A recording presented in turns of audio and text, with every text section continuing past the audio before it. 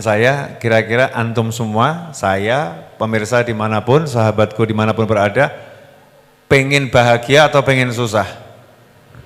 Bismillahirrahmanirrahim. Saya ingin menjelaskan makna ridho, arti daripada kata ar-ridho. Kalau dalam bahasa Indonesia itu ridho terjemahannya agak repot.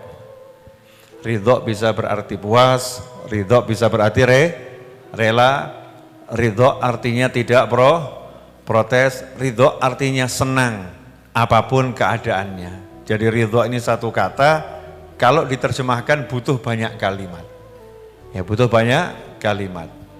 Dikatakan oleh Habib Abdullah bin Ali al-Haddad radhiyallahu taala anhu, "Intaradha bil maqsum ishtamu na'aman. Fa in lam takun taradha bih ishta fi hazan," atau kama qala radhiyallahu anhu. Kalau kamu ridho dengan apa yang Allah bagikan, maka kamu akan hidup dalam kenikmatan. Tapi kalau kamu enggak ridho dengan bagian yang Allah berikan untukmu, maka kamu akan hidup selalu dalam kesedihan. Jadi pertanyaan saya, kira-kira antum semua, saya, pemirsa dimanapun, sahabatku dimanapun berada, pengen bahagia atau pengen susah? Pengen bahagia atau pengen susah? Oke, yang bisa ngasih bahagia siapa? Allah. Jadi kalau enggak suka sama bagian yang Allah kasih, berarti enggak suka sama siapa? Enggak suka sama siapa?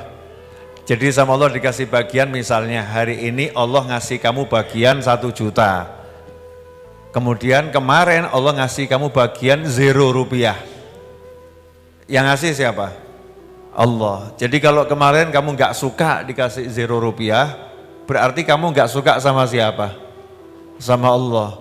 Orang yang nggak suka sama Allah bisa senang enggak? Nggak mungkin bisa senang. Nah, ridho itu kondisi apapun, ya, apapun kondisinya, melihat Allah yang melakukannya. Melihat Allah yang melakukannya.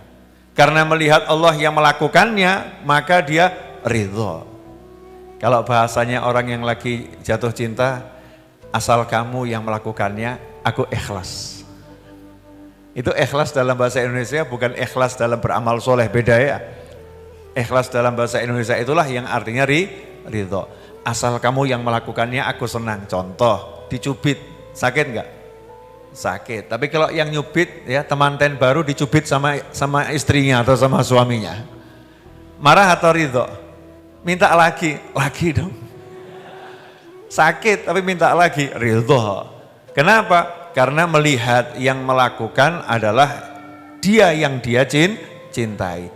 Maka kalau kita pengen bisa ridho, hidupnya enak, hidupnya senang, hidupnya nyaman, lihatlah di jagat raya ini tidak ada yang melakukan kecuali Allah. Al-fa'il huwallah, gak ada yang berbuat kecuali Allah. Sehingga kalau ada yang gak enak, lihat Allah yang melakukannya, jadinya kita bisa sabar. Dijanjikan sama Allah Ta'ala, kalau kamu sabar, nanti kamu tak kasih surga. Lihat Allahnya aja udah senang, apalagi ditambah surga. Ya, dikasih bonus sama Allah. Dapat Allahnya udah luar biasa, masih dikasih suguhan-suguhan gitu ya. Suguhannya namanya surga. Nah, kebanyakan kita ini gagal paham, sehingga hidupnya susah. Dikasih sempit rezeki, marah-marah. Padahal kalau lihat, Allah ngasih saya sempit rezeki, padahal saya udah bekerja, padahal saya udah berusaha. Berarti Allah sayang sama saya. Allah mau ngapuskan dosa-dosa saya. Allah lagi menyiapkan sesuatu yang besar untuk saya. Sehingga dia nggak pernah berubah urusannya dengan Allah, ibadahnya nggak pernah berubah, hidupnya juga nggak berubah, bahagia terus. Saat dia ditanya, kenapa kamu kok bisa senyum-senyum padahal gak punya duit? Jawabannya santai, punya Allah. Loh, kok punya Allah bagaimana? Lah ya punya Allah, yang lagi nahan rezeki saya Allah. Ya saya tinggal ngomong sama Allah, ya Allah siap, seneng saya, tapi nanti gantinya yang banyak ya gitu. Kan disimpankan dulu, ditahan, nanti ganti yang banyak. Jadi ngobrol sama Allah gitu loh. Kalau ngobrolnya sama Allah enak atau enggak enak? Enak. Lah kebanyakan kita enggak mau ngobrol sama Allah. Ngobrol dengan kepalanya sendiri. Begini. Sehingga banyak suudzon, banyak prasangka buruk, banyak pesimis, ya. Kemudian kecil hati. Beda dengan orang-orang yang soleh, diantaranya Nabi Ibrahim alaihissalam, ketika Nabi Ismail dan ibunya, yaitu istri Nabi Ibrahim alaihissalam, diletakkan di padang Sahara, Nabi Ibrahim itu penuh harap. Mau istri sama anak ditinggal padang Sahara, bukannya cemas, gelisah, nanti siapa yang jaga, apa bisa panjang umur, apa enggak nanti meninggal, diterkam binatang, buas dan lain sebagainya.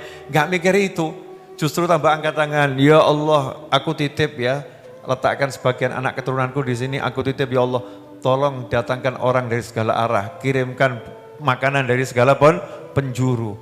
PD-nya luar biasa. Kenapa? Karena melihat Allah yang nyuruh pasti baik.